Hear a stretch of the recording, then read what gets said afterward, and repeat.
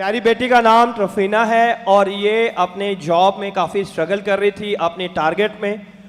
और जब इसने खुदा के खादमों के पास आके दुआ कराई तो खुदावन ने ना कि इसका जो टारगेट नॉर्मल टारगेट था इसे कुव्वत दी और इसने अपने टारगेट को डबल अचीव किया।